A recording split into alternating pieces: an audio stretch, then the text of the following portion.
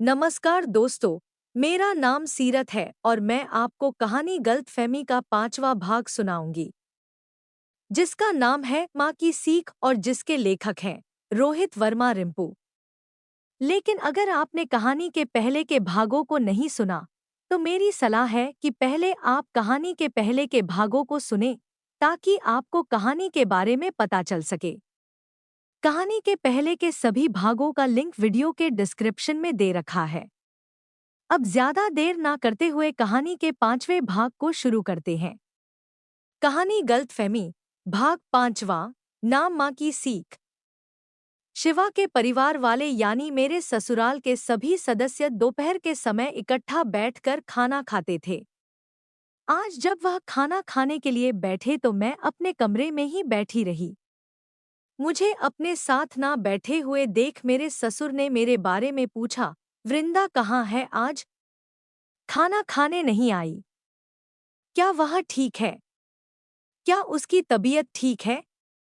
पता नहीं पिताजी, मैं भी अभी आया हूँ। मुझे लगा कि वह मेरे आने से पहले अपने कमरे से बाहर आ गई होगी। मैं अभी देखता हूँ, शिवा ने अपने पिता से कहा। वृंदा कहाँ हो तुम और तुम खाना खाने क्यों नहीं आई? सब तुम्हारा इंतजार कर रहे हैं, तुम जल्दी से आ जाओ। नहीं, आज मैं नहीं आ रही। आज मैंने खाना अपने कमरे में ही खाना है। कमरे में खाना है? मैं कुछ समझा नहीं। इसमें ना समझने वाली क्या बात है? मैंने तो सिर्फ इतना ही कहा है कि आज मैं खाना अपने कमरे में खाऊंगी। यह तो मैं भी समझ रहा हूँ, लेकिन मैं तुमसे यह पूछना चाहता हूँ कि तुम आज हमारे साथ खाना क्यों नहीं खा रही? क्योंकि आज मैंने खाना बाहर से मंगवाया है और मैं वह खाना यहाँ अपने कमरे में बैठकर खाना चाहती हूँ। क्यों तुमने बाहर से खाना क्यों मंगवाया है?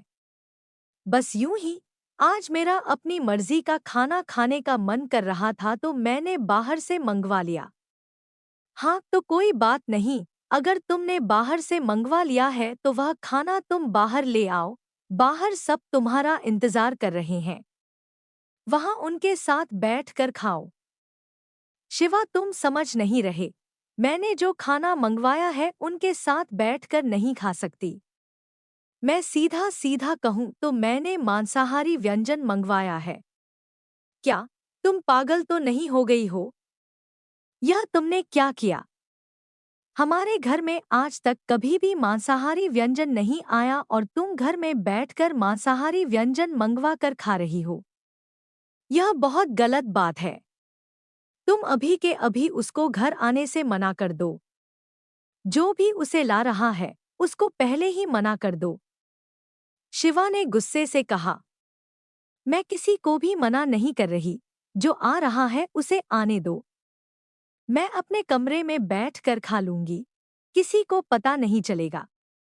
तुमने ही तो कहा था कि सबका अपना अपना नजरिया होता है वगैरह वगैरह। इतना लंबा चौड़ा भाषण भी दिया था। अब तुम अपनी बातों से ही पलट रहे हो।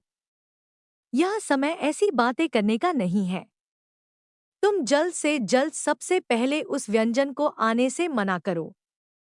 वह खाना मेरे घर में नहीं आना चाहिए, वरना मुझसे बुरा कोई नहीं होगा। और वैसे भी खाना ला कौन रहा है, जरा मुझे भी पता चले। पंकज भाई ला रहे हैं। मैंने उनको फोन किया था और वह बोलते कि वह कुछ ही समय में मेरे घर आ जाएंगे। मैं अभी पंकज भाई को फोन करके मना करता हूँ। नहीं, तुम उनको मना नहीं करोगे, ऐसे अच्छा नहीं लगता। वह क्या सोचेंगे? वह जो सोचते हैं सोचे, मुझे कोई फर्क नहीं पड़ता।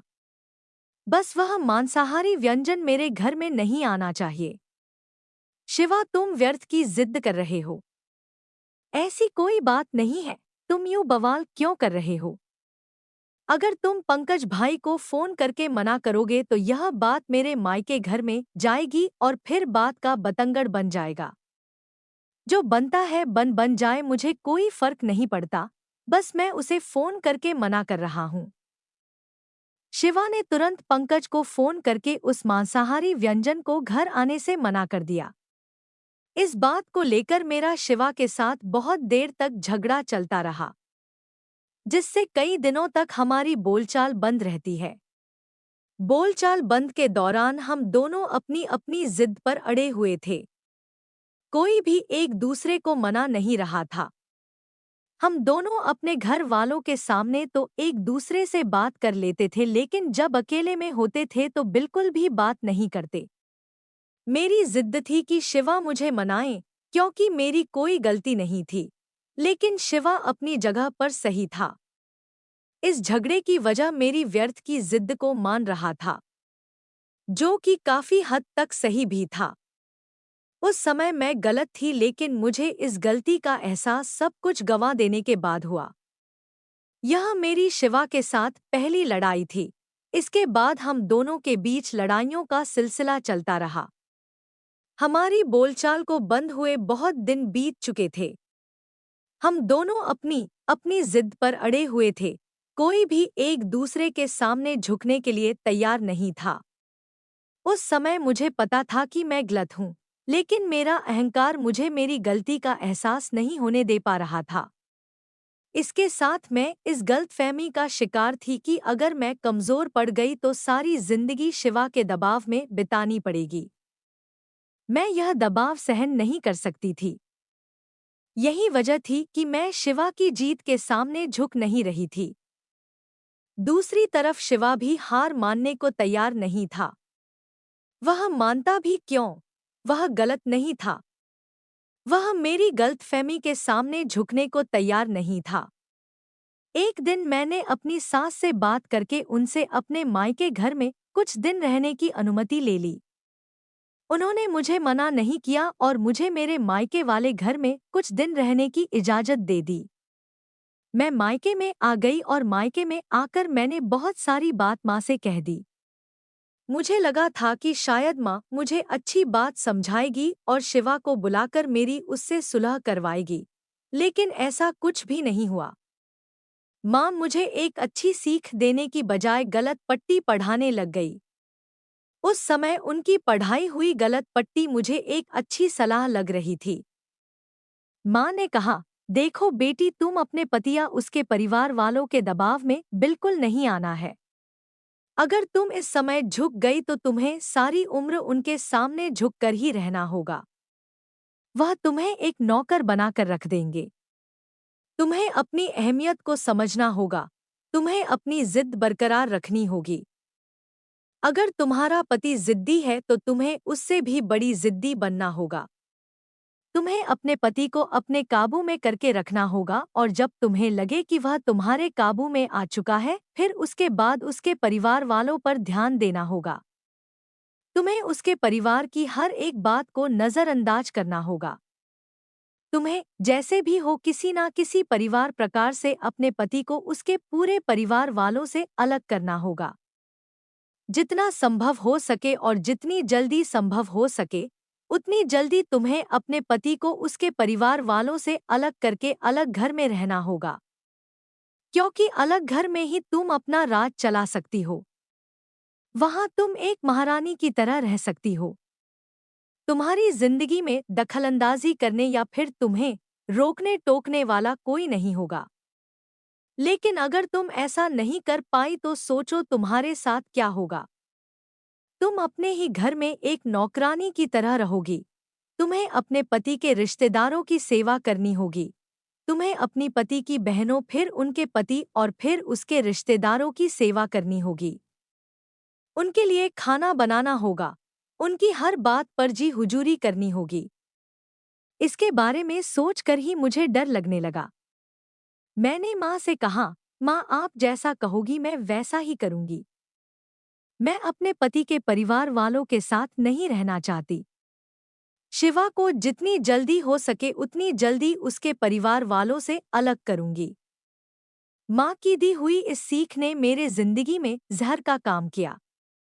उस समय मैंने यह ठान लिया कि जैसे भी हो मैं अपनी माँ की बात मानकर शिवा को उसके परिवार से अलग करके ही दम लूंगी, क्योंकि मुझे गलतफहमी थी कि शिवा को उसके परिवार से अलग करके मैं एक महारानी की तरह जीवन व्यतीत कर सकती हूँ। अकेले रहकर ही मैं शिवा पर अपना हुक्म चला सकती हूँ। मैं सारी जिंदगी शिवा और उसके परिवार वालों की नौकरानी बनकर नहीं चाहती। कुछ दिन अपने मायके में रहकर और माँ से अपने पति को अपने वश में करने का प्रशिक्षण लेकर मैं घर वापस आ गई। इस समय मेरे व्यक्तित्व और मेरे स्वभाव में काफी बदलाव आ चुका था। मैं एक प्रकार के खिलौने की तरह काम कर रही थी जिसका बटन मेरी माँ के हाथ में था, या यूं कह लो कि मैं एक प्रकार की कठपुतली की तरह काम कर रही थी जिसकी डोर मेरी माँ ने अपने हाथों में संभाल रखी थी। कुछ दिन बीत जाने के बाद मुझे मेरी माँ का फोन आया और इधर उधर की बातें करने के बाद माँ ने मुझसे कहा, और बताओ बेटी, क्या तुम्हारी शिवा के साथ सुलह वगैरह हो गई या अभी भी बोलचाल बंद है? नहीं माँ, अभी भी बोलचाल बंद है। क्यों? आपने तो कहा था कि झुकना नहीं। बेटी, तुमने मेरी बात का सही मतलब नहीं समझा। झुकने का मतलब यह नहीं है कि तुम उससे बोलचाल बिल्कुल बंद रखो। तुम्हें अपनी बात भी मनवानी है और उसके साथ बोलचाल भी चालू रखनी है। बोलचाल बंद होने का मतलब यह है कि तुमने एक प्रकार से उसको आज़ादी दे दी। उसको इतना आज़ाद नहीं कर देना है। आज़ाद मतलब यह कि अगर तुमने उससे बोलचाल बंद रखी तो उसे अपनी मनमानी करने की और अपनी तरह से जीवन जीने की आज़ादी हो जाती है। वह कुछ भी करने के लिए आज़ाद है। वह कहीं भी चिंता मुक्त होकर घूम फिर सकता है, बाहर जा सकता है। वह इसके लिए आज़ाद है। वह अपने दोस्तों के साथ मज़े कर सकता है, वगैरह वगैरह। फिर मैं क्या करूं? सबसे पहले तो तुम किसी ना किसी प्रकार से उसके साथ बोलचाल शुरू करो, लेकिन ध्यान रहे तुमने माफी मांग कर या अपने आप को नीचा दिखाकर बोलचाल शुरू नहीं करनी है। ठीक है, मैं समझ गई। और मेरी एक बात और सुनो, तुम्हारी शादी को हुए 5 से 6 महीने का समय हो चुका है, लेकिन तुम अभी तक गर्भवती नहीं हुई। तुम जैसे ही शिवा के साथ बोलचाल शुरू करोगी वैसे ही तुम्हें अपने गर्भवती होने की प्रक्रिया शुरू करनी होगी। लेकिन ऐसा क्यों? मेरा गर्भवती होने से क्या होगा? क्या इससे मेरी समस्या हल हो जाएंगी? बेटी, तुम्हारी सारी समस्या इसी से ही हल होगी। वह कैसे? जब तुम गर्भवती हो जाओगी तो तुम अपनी मनमानी कर सकोगी। तुम अपनी मर्जी का खानपान शुरू कर सकोगी। तुम्हारे गर्भकाल के दौरान तो तुम्हें पहले से ज्यादा देखभाल की जरूरत होगी। तुम इसी बात का फायदा उठा सकती हो। अगर किसी वजह से तुम्हारा झगड़ा हो जाता है और तुम शिवा से नाराज हो जाती हो तो शिवा की पूरी कोशिश होगी कि वह तुम्हें ज्यादा देर तक नाराज ना रखे। एक औरत की जिंदगी में उसके गर्भकाल का समय ही एक ऐसा समय होता है जब वह अपनी पूरी तरह से मनमानी कर सकती है। यानी पति और उसके परिवार वालों पर अपनी मनमानी करने का यही समय अनुकूल होता है।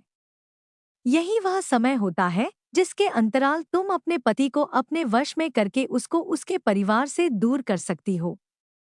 एक बात और सुनो, अगर तुम्हें किसी परिस्थिति में ऐसा लगे कि तुम हार रही हो तो मैं तुम्हें एक ऐसे हथियार के बारे में बताती हूँ जिसका इस्तेमाल करने के बाद तुम कभी भी हार नहीं सकोगी। यह हथियार इतना कारगर साबित होता है कि आज तक इस हथियार से कोई भी बच नहीं पाया है। कौन सा हथियार और क्या है वह? बिटिया, जब तुम इस हथियार का इस्तेमाल करोगी तो तुम अवश्य ही जीत प्राप्त करोगी। इस हथियार को तुमने बहसबाजी के दौरान इस्तेमाल करना होता है। मान लो जब तुम्हारी शिवा के साथ कोई लड़ाई वगैरह या बहसबाजी हो रही है तो तुम बेशक अपनी जगह पर गलत भी हो, लेकिन जब तुम इस हथियार का इस्तेमाल करोगी तो तुम्हारे गलत होते हुए भी कोई भी तुम्हें गलत नहीं कह सकेगा। माँ, यूं पहेलियां मत बुझाओ और साफ साफ बताओ कि ऐसा कौन सा हथियार है जिसकी तुम इतनी तारीफ कर रही हो और जिसके बारे में मुझे आज तक नहीं पता। बिटिया, वह हथियार है तुम्हारे आंसू। मेरे आंसू? मैं कुछ समझी नहीं। मैंने हैरान होकर पूछा। हाँ, तुम्हारे आंसू। जब भी तुम्हारी शिवा के साथ कोई बहसबाजी हो जाती है तो इस बहसबाजी के दौरान तुम अपने आंसुओं का इस्तेमाल कर सकती हो। यह आंसू ही तुम्हें जीत दिलाकर रहेंगे। दुनिया का कोई भी शख्स किसी औरत की आंसुओं को झुठला नहीं सकता, क्योंकि इतिहास गवाह है कि बड़े से बड़ा शूरवीर भी औरत के आंसुओं के आगे अपने हथियार डाल देता है।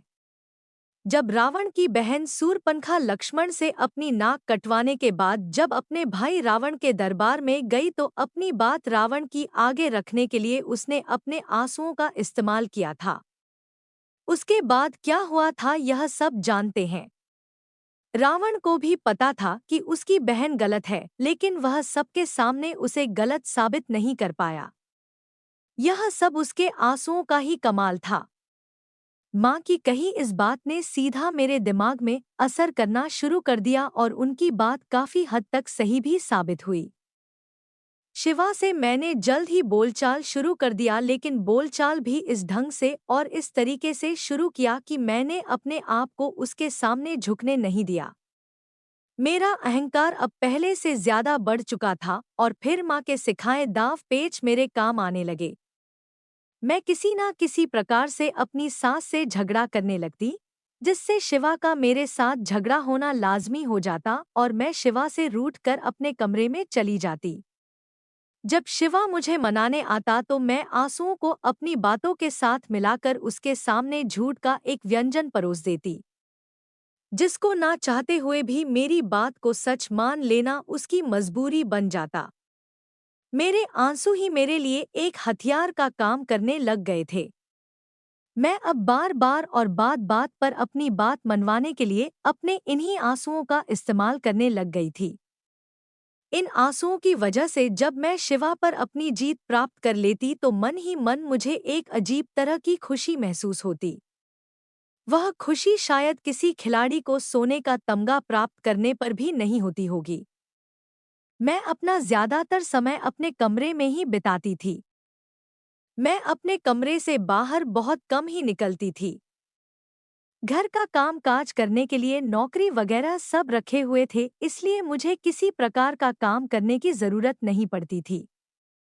एक दिन मैं कमरे में थी तभी सासू माँ ने मुझे एक नौकर के हाथ संदेशा भेजा कि वह मुझे नीचे बुला रहे हैं। मैं हैरान थी क्योंकि इससे पहले कभी भी मेरी सासू माँ ने मुझे संदेशा भेजकर नहीं बुलाया था। मैं जल्द से उठकर उनके पास गई तो वहां मैंने अपनी माँ और भाभी को बैठा हुआ पाया। माँ और भाभी को देखकर मैं हैरान रह गई। मैं उनसे मिली और उनके पास बैठकर बातें करने लग गई। माँ, आप लोग कब आए? बेटी, हमें आए तो तकरीबन 1.5 से 2 घंटे हो चुके हैं। तो आपने मुझे बुलाया ही नहीं, मुझे बुला लेते। वह हम बहन जी से बातें करने में इतना व्यस्त हो गए कि हमें समय का पता ही नहीं चला। क्या मैं चाय लाऊं आपके लिए? नहीं बेटी, इसकी कोई जरूरत नहीं है। मैंने और बहन जी ने चाय पी ली है। कुछ देर बातें करने के बाद मैंने अपनी सासू माँ से नजरें चुराकर माँ को मेरे कमरे में आने का इशारा किया। माँ मेरा इशारा समझ गई और उन्होंने किसी बहाने से मेरे कमरे में जाने के लिए कहा। जब मेरी भाभी उठकर साथ जाने लगी तो उन्होंने उसे वहीं रोक दिया और कहा कि तुम बहन जी के साथ यानी मेरी सासू माँ के पास बैठ जाए। कमरे में पहुंचकर मैंने माँ को गले लगाया और उनसे शिकायत भरे लहजे से कहा, माँ, आपको आए हुए 2 घंटे हो चुके थे तो आपने मुझे बताया क्यों नहीं? बेटी, तुम्हें तो पता है कि आई तो मैं तेरे पास हूँ, लेकिन पहले तुम्हारी सास मिल गई इसलिए कुछ देर उनके पास बैठ गई, फिर उन्हें चाय मंगवा ली। हम बातें करने लग गए और बातों बातों में समय बीत गया पता ही नहीं चला। वह छोड़ो, तुम बताओ क्या चल रहा है आजकल? कुछ नहीं माँ, बस वैसे ही, कभी झगड़ा कभी सुलह और कभी मनमुटाव।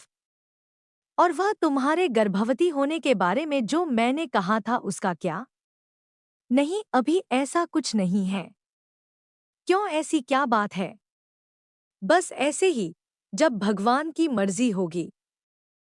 तुम यह सब बातें छोड़ो और मेरी बात ध्यान से सुन। तुम किसी ना किसी बहाने शिवा को लेकर वह अर्चना मौसी के क्लिनिक में चली जाना। वह क्यों? पूरी बात सुनो, बीच में मत बोलो, माँ ने गुस्से से कहा। हाँ ठीक है, बोलो।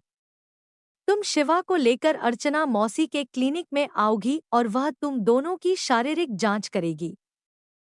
इस शारीरिक जांच में अगर तुम में कोई दोष पाया गया तो वह किसी को नहीं बताएगी और गुपचुप तरीके से तुम्हारा इलाज शुरू कर देगी। फिर इसके साथ ही वह शिवा में ही दोष निकाल देगी। शिवा में दोष निकाल देगी? ऐसा क्यों, मैं कुछ समझी नहीं। बेटी, जब तुम ही सब कुछ समझने लग गई तो फिर मेरा क्या फायदा।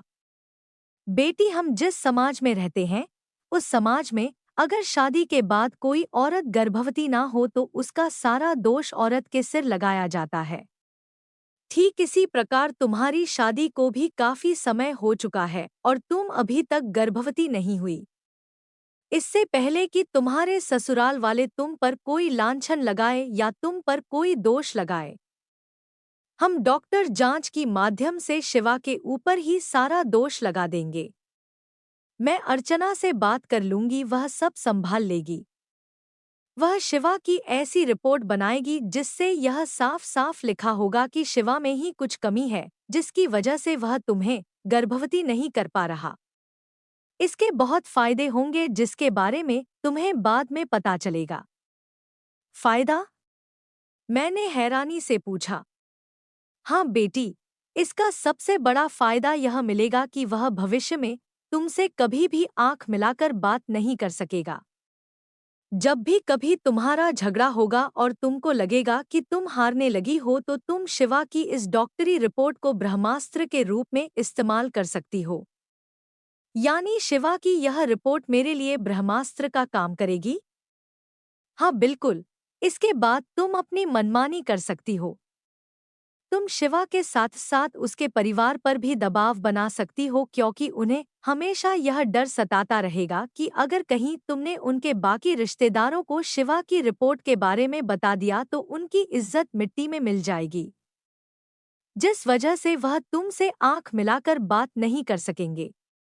माँ, तरकीब तो बहुत अच्छी है। आप जल्दी से जल्दी अर्चना मौसी से बात करो और फिर मुझे बता देना। मैं निर्धारित समय में उनके क्लिनिक में शिवा के साथ पहुंच जाऊंगी। और हाँ, एक बात का ध्यान रखना कि तुम शिवा को यह बिल्कुल मत बताना कि तुम डॉक्टर यानी कि अर्चना को पहले से जानते हो। क्यों? क्योंकि अगर उसे शक हो गया कि तुम और डॉक्टर पहले से एक दूसरे को जानते हो तो वह तुम्हें किसी और डॉक्टर के पास ले जाने की जिद करेगा। इससे हमारी बनाई योजना में रुकावट आ सकती है क्योंकि यह संभव है कि दूसरा डॉक्टर शिवा की बिल्कुल सही रिपोर्ट दे देगा। इसके साथ ही अर्चना की बनाई रिपोर्ट को गलत साबित करेगा। ठीक है, आप मेरी तरफ से बेफिक्र रहो लेकिन आप अर्चना मौसी से बात कर लें। उसके बाद माँ ने घर से विदा लिया। अगले दिन माँ ने मुझे फोन किया और कहा, बेटी, मैंने अर्चना के साथ बात कर ली है और तुम कभी भी उनके क्लिनिक में जा सकती हो। ठीक है माँ, लेकिन लेकिन क्या? लेकिन मैंने अभी तक शिवा से बात नहीं ही है। तो बेटी, बात करो ना। बात किए बगैर तुम्हारी समस्या का समाधान नहीं होगा। ठीक है, मैं करती हूँ। मैंने बिना देर किए दोपहर को शिवा के साथ इस बारे में बात की। मैंने उसे यह आश्वासन दिया कि हम चुपचाप गुपचुप तरीके से किसी को भी नहीं बताएंगे और हम दोनों अपनी शारीरिक जांच करवा लेंगे। पहले तो शिवा ने डॉक्टर के पास जाने से साफ मना कर दिया लेकिन जब मैंने फिर वही बात अपने आंसुओं के साथ कही तो वह झट से मान गया। अगले ही दिन हम घर में बिना किसी को बताए अर्चना मौसी के पास चले गए और फिर जैसे पहले से ही तय था, मैंने और अर्चना मौसी ने शिवा के सामने अनजान बनने का नाटक किया। अर्चना मौसी ने हमारे शरीर से कुछ खून वगैरह लिया और हमें यह कहकर वापस भेज दिया कि वह शाम को इसकी रिपोर्ट दे देंगे। हेलो वृंदा बेटी, तुम्हारे लिए एक खुशखबरी है। क्या हुआ माँ? बेटी, अभी अभी अर्चना का फोन आया था और उसने कहा कि तुम दोनों बिल्कुल स्वस्थ हो। तुम दोनों में किसी प्रकार की कोई कमी नहीं है। लेकिन माँ, क्या हुआ? तुम यूं उदासी लहजे से क्यों बोल रही हो? मान मेरी तो सारी योजना पर पानी फिर गया ना। क्या सोचा था और क्या हो गया। अगर शिवा में थोड़ी बहुत भी कमी होती तो मैं उसकी इस कमी को उसी के खिलाफ एक हथियार के तौर पर इस्तेमाल कर सकती थी। वह बहसबाजी के दौरान मुझ पर हावी नहीं हो सकता था। बेटी तुम उदास ना हो, मैं अर्चना से बात कर लेती हूँ। जैसा तुम चाहती हो वैसा ही होगा। शाम को तयशुदा समय पर हम दोनों अर्चना मौसी के क्लिनिक में चले गए। माँ ने पहले से ही अर्चना मौसी से बातचीत कर ली थी तो योजना के मुताबिक अर्चना मौसी ने शिवा में ही कुछ शारीरिक कमी बता दी और कुछ दवाइयाँ लिख कर दे दी। शिवा में शारीरिक कमी थी और इस बात को मैंने एक ब्रह्मास्त्र के रूप में इस्तेमाल करने लग गई। अब शिवा से बहसबाजी करने का मजा आ रहा था क्योंकि बहसबाजी के दौरान मैं इसी ब्रह्मास्त्र का प्रयोग कर रही थी। मेरी जिंदगी पहले से ज्यादा सुखद और आरामदायक हो चुकी थी क्योंकि मैं अब अपनी हर बात मनवा रही थी। शिवा के घर के सभी सदस्यों को इस बात का पता लग चुका था, जिस वजह से वह भी मेरे खिलाफ या मेरे आगे कुछ नहीं बोलते थे। मैं जैसा चाह रही थी वैसा ही हो रहा था। सुबह देर से उठना और घर का कामकाज बिल्कुल ना करना, शिवा से हर समय लड़ने के लिए तैयार रहना, यह सब मेरी दिनचर्या में शामिल हो चुका था। लेकिन यह सब ज्यादा देर तक नहीं चल सका। एक दिन शिवा के पिता ने शिवा को किसी और डॉक्टर के पास जाने की सलाह दी। शिवा अपने पिता की सलाह मानकर किसी और डॉक्टर के पास चला गया और वहां अपनी शारीरिक जांच करवाई। उस शारीरिक जांच में शिवा बिल्कुल स्वस्थ और तंदुरुस्त पाया गया। इस बात को लेकर घर में बहुत बवाल हुआ लेकिन मैंने किसी ना किसी तरह से संभाल लिया, क्योंकि शिवा के पिता अर्चना मौसी पर पुलिस केस करना चाहते थे और अगर वह ऐसा करते तो अर्चना मौसी हमारी योजना उन सबको बता देती। लेकिन मैंने और मेरी माँ ने किसी ना किसी प्रकार से उनको समझा बुझाकर ऐसा कुछ ना करने के लिए मना लिया। बेशक मुझसे वह ब्रह्मास्त्र छिन चुका था लेकिन फिर भी मैं शिवा के सामने बहसबाजी में हार नहीं मानती थी, जिस वजह से मैं जाने अनजाने में अपना जीवन बर्बाद कर रही थी। आगे की कहानी जानने को लिए बने रहिए हमारे साथ, और साथ ही अगर हमारे चैनल को सब्सक्राइब करके घंटीन वाले बटन को दबा दें ताकि कहानी का अगला भाग पब्लिश होते ही इसकी नोटिफिकेशन सबसे पहले आपको मिल सके। कहानी के प्रति आपके सुझाव हमारे लिए बहुमूल्य हैं। कृपया कमेंट करके हमें अपने सुझाव जरूर दें। धन्यवाद। मेरा नाम है सीरत और मिलते हैं कहानी के अगले भाग में। तब तक के लिए आप मुझे इजाजत दें। धन्यवाद एक बार फिर से।